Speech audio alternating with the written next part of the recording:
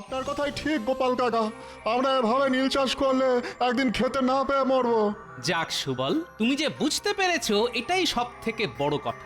আমাদের ধান আর আনাজ শস্য চাষ করাই হলো এই কৃষ্ণনগরের ভিত্তি, বুঝলে?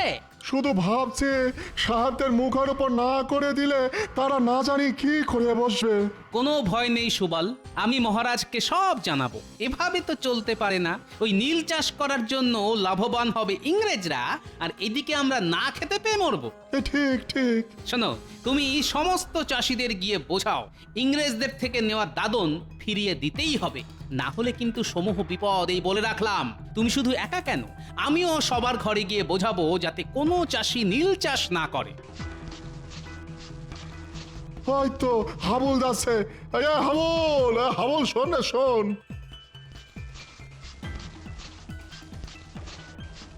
কি ব্যাপার সুবল ভাই, সাত সকালে এখানে দাঁড়িয়ে মাঠে যাওনি? নীল চাষ করতে হবে যে। আচ্ছা, নীল চাষ করলে খাবার শস্য ফলবে কি করে হাবুল? আমাকে একটু বুঝিয়ে দাও তো। আগে গোপালদা, এটা ভেবে দেখিনি গো। শোনো হাবুল, তোমরা যদি এটা না ভাবো তাহলে এটা কে ভাববে বলো দেখি? যদিও আমি ভেবেছি, এটা বুঝতে পারছি আমাদের সামনে সমূহ সর্বনাশ। সত্যি তো, নীল চাষের জন্য আমাদের অত সুন্দর আমন ধান এই মরশুমে যে আর হবে না। ইংরেজদের দেওয়া দাদন ফিরিয়ে দিতে হবে হাবুল। তোমরা সবাই একজোট হও, এটা করতেই হবে। হাবুল, আমরা সবাই মিলে বড় সাহেবের কুটিতে যাই, চলো। সেখানে গিয়ে বলি যে আমরা আজ থেকে নীল চাষ করতে পারবো না, দাদন আমরা ফিরিয়ে দিচ্ছি। আচ্ছা, সাহেব যদি জিজ্ঞাসা করে কেন, তখন কি বলবে? আমরা বলবো এতে আমাদের ক্ষতি, কৃষ্ণনগরের ক্ষতি, আর এই ক্ষতি আমরা মেনে নেব না। সাবাস, এটাই বলতে হবে। তোমরা সবাই মিলে যাও, সাহেব কি বললো এটা আমি তোমাদের থেকে জেনে নিচ্ছি।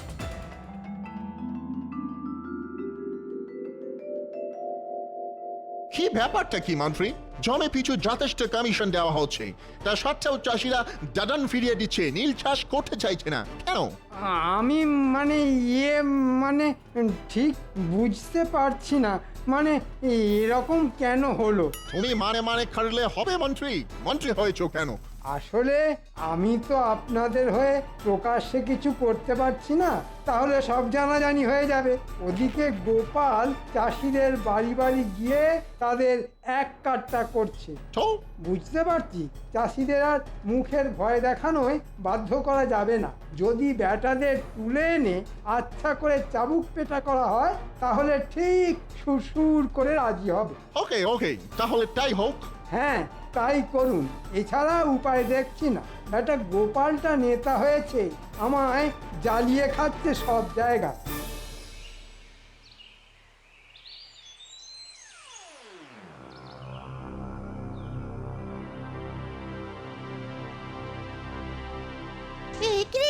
এসব কি দেখছি? এসব কি দেখছি রে? আমাদেরও কি এরকম ধরে নিয়ে যাবে? কিছুই বলা যায় না রে কুটি, আমাদেরও এরকম ভাবে এরা ধরে নিয়ে যেতে পারে। আমার মনে হয় দাদুকে সব জানানো উচিত। ঠিক বলেছিস কুটি, একমাত্র গোপাল দাদুই পারবে কিছু একটা করতে।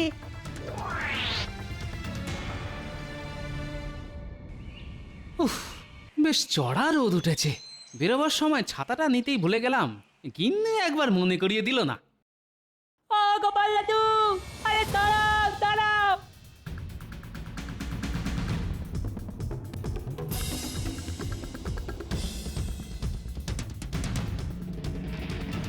ও বাবা, এদের আবার কি হলো? খেলাধুলো বন্ধ করে কোনো নতুন বায়না নিয়ে আসছে নাকি? কি আছে রে, তোর হাঁপাচ্ছিস কেন? এখন যা যা, আমার কাছে মোয়া নাড়ু কিচ্ছু নেই। না গো দাদু, আমরা মোয়া নাড়ুর জন্য আসিনি। তাহলে আমরা দেখতে পেলাম গোড়া সেনারা তিনজন চাষি ভাইকে কোমরের দড়ি পরিয়ে টানতে টানতে নিয়ে যাচ্ছে। বলিস কি? তার মানে এটা নীল চাষ না করার ফল। ঠিক আছে, তোরা খুব ভালো করলি আমাকে খবরটা দিয়ে। এখন তোরা ঘরে যা।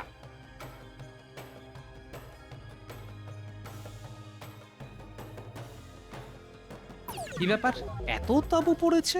তার মানে কি সাহেবরা গোপনে সেনা সমাবেশ করে জুলুম করতে চাইছে? অবশ্য ইতিমধ্যেই জুলুম শুরু হয়ে গেছে। না, নিরীহ কৃষকদের ওপর এই অন্যায় মেনে নেওয়া যায় না। তাড়াতাড়ি রাজসভায় গিয়ে মহারাজকে জানাতে হবে।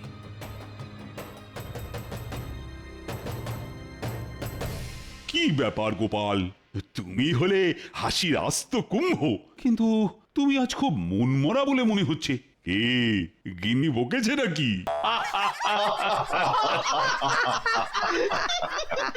না মহারাজ, একটা গুরুতর কারণে আমি বিশেষ চিন্তিত। কেন গোপাল? আমি তো তোমার এই চিন্তার কারণটাই জানতে চাইছি। কারণ তুমি চিন্তিত থাকলেই আমার যে বড় ভয় করে। মহারাজ, মনে হচ্ছে ইংরেজ সাহেবরা কৃষ্ণনগরে আবার একটা গোলমাল শুরু করতে চাইছে। সে কি? কেন? প্রজারা তো বেশ স্বস্তিতে আছে বলেই শুনেছি। তোমার বুদ্ধিতে কৃষকরা তো দাদন ফিরিয়ে দিচ্ছে, তারা খাদ্যশস্য চাষ করছে। সেটা আমিও ভেবেছিলাম মহারাজ, কিন্তু ওই গোরা সাহেবরা এত সহজে এটা মেনে নেবে না। আসার পথেই দেখলাম নতুন করে সেনা তাবু পড়েছে, আর শুনলাম 3 জন কৃষককে নাকি কোমরে দড়ি বেঁধে নিয়ে গেছে। সে কি? নতুন করে সেনা ঢুকছে নাকি কৃষ্ণনগরে? কই, আমায় তো কেউ জানায়নি। মন্ত্রী, আহ, তুমি সারাদিন করোটা কি বলো তো? এক্ষুনি চর লাগিয়ে খবর নাও, এর উদ্দেশ্য কি? চর তো আমি মহারাজ, তবে কৃষ্ণনগরের নয়, সাহেবদের। বদলে যা পাই সারা মাসে রাজসভা থেকে তার অর্ধেকও পাই না। কি হলো? আহ, কি ভাবছো কি বলো তো মন্ত্রী? না, আপনি ভাববেন না মহারাজ, আমি দেখছি।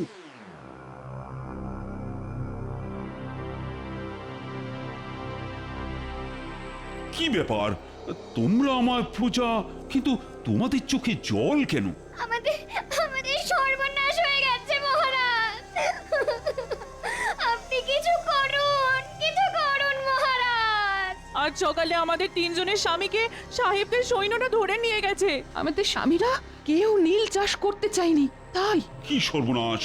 ও গোপাল, এর একটা বিহিত তো করতেই হবে। আমার রাজ্যে অনাচার আমি তো কিছুতেই মেনে নেব না। মহারাজ, মহারাজ কিছু একটা করুন। মহারাজ, মহারাজ, এক্ষুনি চলুন সাহেব কুটিতে। এই সত্যি মেনে নেওয়া যায় না মহারাজ। তুমি চুপ করো গোপাল, মহারাজ গিয়ে কি করবে? তাতে সাহেবরা আরো খেপে যাবে। চাষিরা নিশ্চয়ই কোনো বেগরবাই করছে, তাই ধরে নিয়ে গেছে। 2-4 ঘা দিয়ে ঠিক ছেড়ে দেবে। বাহ, মন্ত্রীর দেখছি সাহেবদের জন্য দরদ উথলে উঠছে। গোপাল, আবার বাজে কথা। তুমি যদি বোকার মতো কথা বলো তাহলে সেটা মেনে নিতে হবে। ভুল করছো মন্ত্রী, আমি যেতে চাই।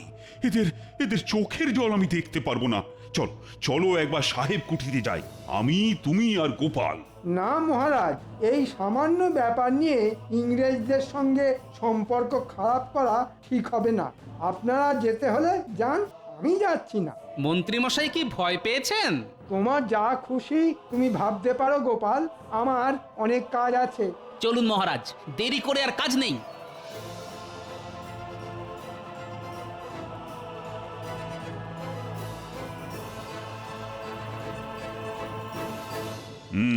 আমি জানতে চাইছি এই 3 জন চাষিকে এভাবে ধরে আনার কি কারণ?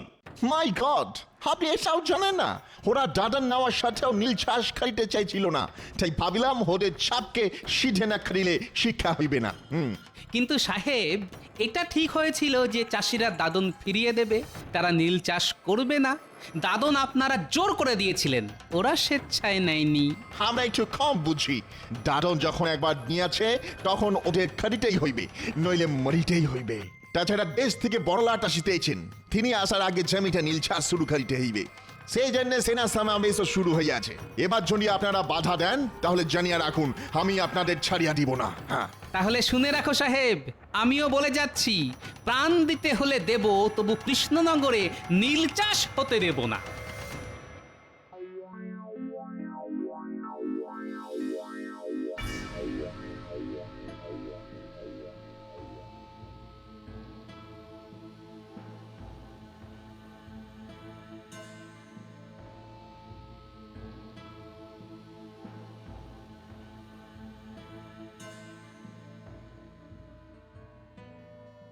সর্বনাশ হয়ে গেছে মহারাজ, কৃষ্ণনগর জুড়ে কান্নার রোল উঠেছে। আজ সকালে হরিচাষীকে আধমরা অবস্থায় উঠোনে ফেলে গেছে, কিন্তু বাকি 2 জনের কোনো খোঁজ নেই। বলো কি গোপাল? হায় হায় হায়, রাজ্যে এ কি শুরু হলো? মন্ত্রী, এ কি সব শুনছি? না মহারাজ, আর চুপ থাকা যায় না। কাল ওই সাহেবের কথা শুনলেন তো, আমাদেরও বদলা নিতে হবে। ইটের বদলে পাটকেল না দিলে ওই সাহেবদের শিক্ষা হবে না মহারাজ। এক্ষুনি আমাদের কিছু লোক জোগাড় করতে হবে, আর রাতের অন্ধকারে ওদের তাঁবুতে আগুন দেব। ওদের বুঝিয়ে দিতে হবে আমরাও ভীতু নই। এটাই হবে আমাদের উপযুক্ত জবাব। কামানের মুখে ওই লাঠি সোটা ছুটকারে উড়ে যাবে। তার চেয়ে ওদের সাথে সন্ধি করে কিছু জমি নীল চাষের জন্য ছেড়ে দেওয়া উচিত মহারাজ।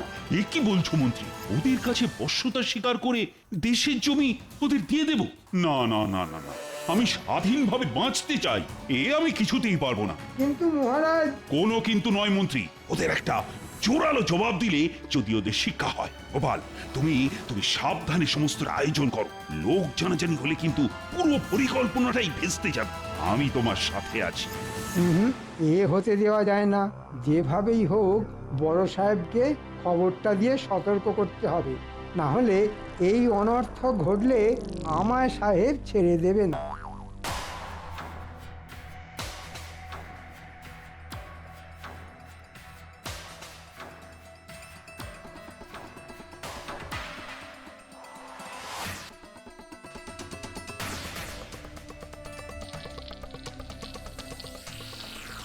কি আশ্চর্য, কোথাও কোনো শব্দ আর্তচিৎকার শুনতে পাচ্ছি না কেন?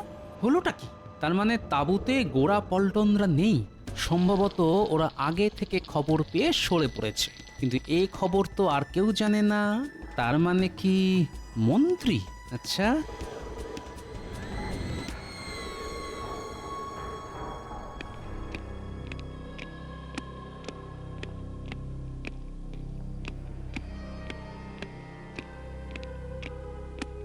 কাল তোমার লোকজন সেনা ছাউনিতে আগুন লাগিয়ে আমাদের সমস্ত সেনাকে পুড়িয়ে মারার প্ল্যান করেছিল।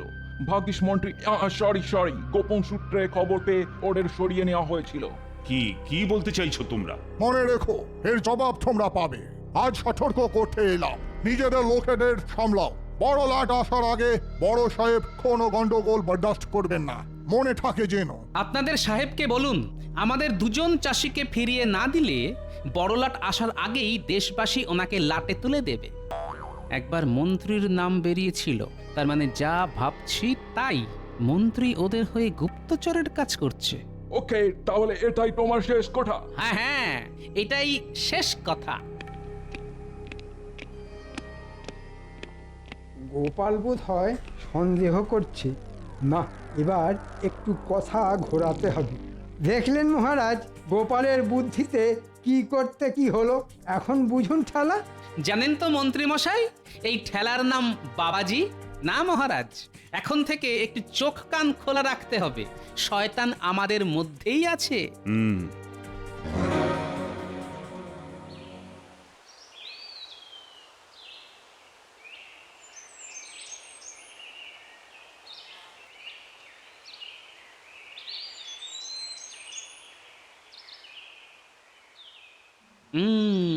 এদের দিয়েই আমার কাজ হবে।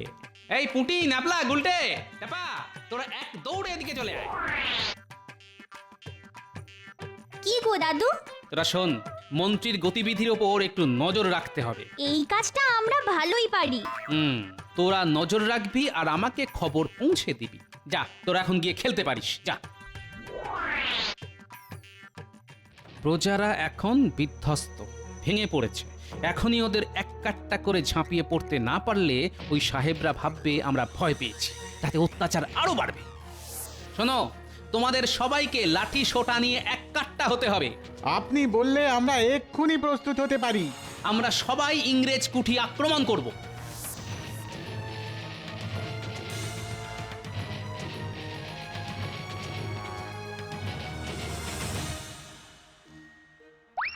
Oh God, strange! কি করা উচিত? আমাকে ছেড়ে দাও।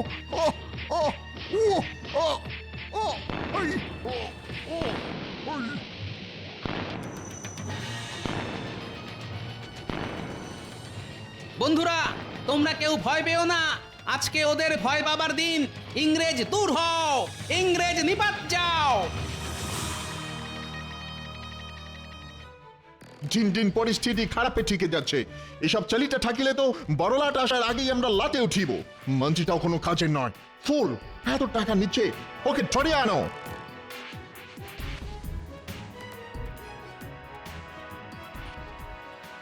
আরে আরে, মন্ত্রী মশাই এদিকেই আসছে না? তাই তো, এদিকে সাহেবদের বাড়ি ছাড়া তো আর কিছুই নেই। তাহলে হয়তো সাহেবদের সাথেই দেখা করতে আসছে। চল লুকিয়ে পড়ি, তারপর দেখতে হবে সাহেবদের সঙ্গে মন্ত্রী মশাইয়ের কি দরকার।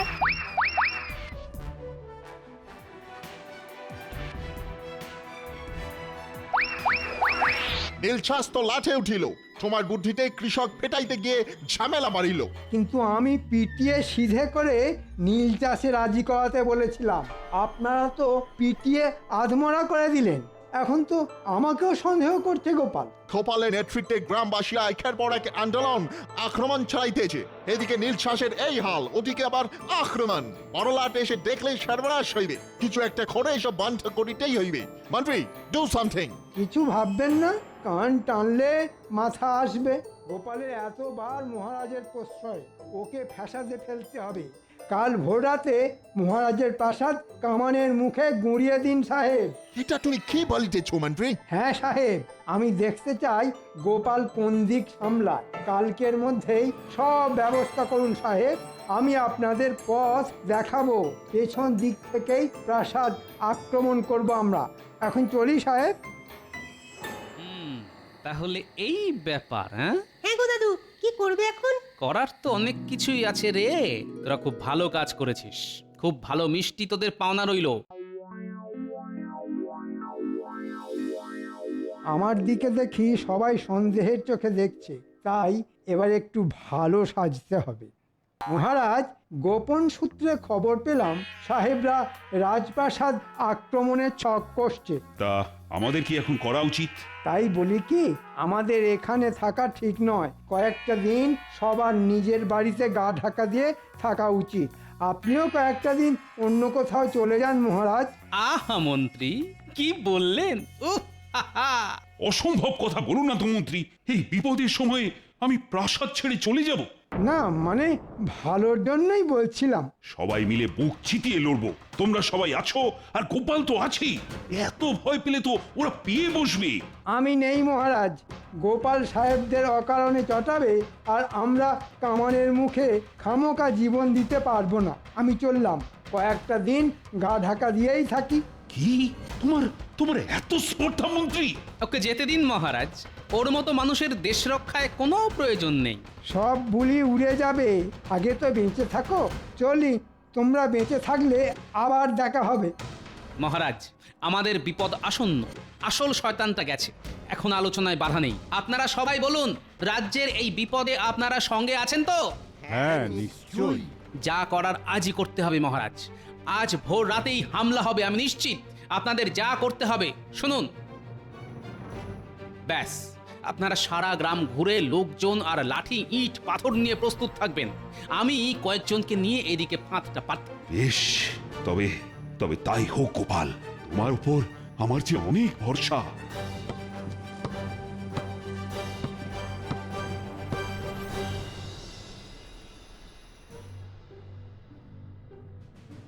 সাহেব, এবার যেতে হবে, এটাই উপযুক্ত সময়। রাজপ্রাসাদের পেছনের মাঠ দিয়ে আক্রমণ করব। ইয়েস, আমাদের দুটো কামান রেডি। তাহলে মাঠে পৌঁছালে কামান দাগবো, আর সব খতম। হ্যাঁ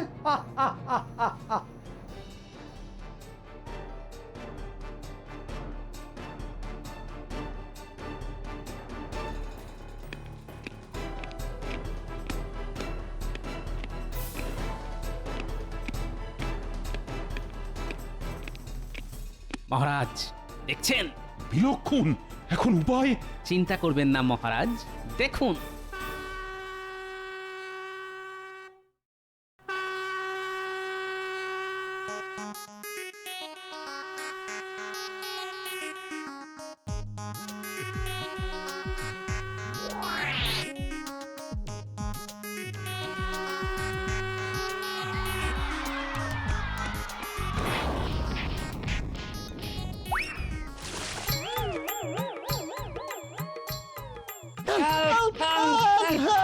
মহারাজ দেখুন, সবাই কিরকম পা চুল করছে। বালতিতে বিছুটি পাতা বেটে রস ছিল। কি করেছো গোপাল? ভাবাই যাচ্ছে না। এবার দেখুন মহারাজ।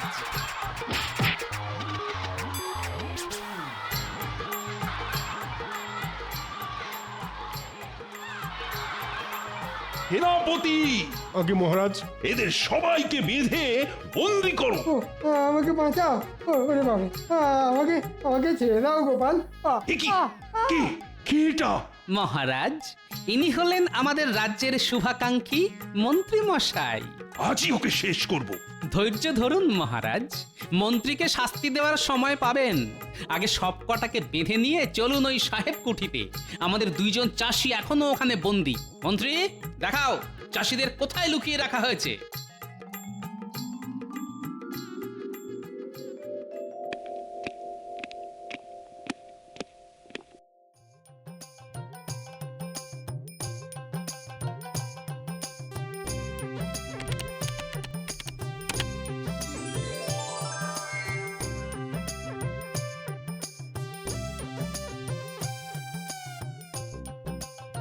আর কোনো ভয় নেই হাবুল আর সুবল, তোমরা মুক্ত।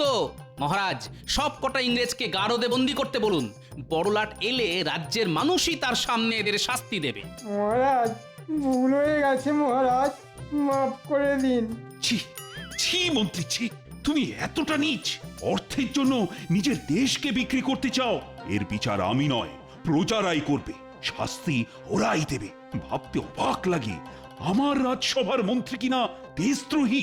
দেখো দেখো, গোপালকে দেখে শেখো দেশপ্রেম কাকে বলে। মহারাজ, দেশের নুন খাই, দেশকে ভালোবাসা তো কর্তব্য। আমি কর্তব্যটুকুই করেছি মহারাজ। জয় গোপালের জয়। গোপালের জয় নয়, এ আমাদের মাতৃভূমি কৃষ্ণনগরের জয়, আমাদের দেশের জয়।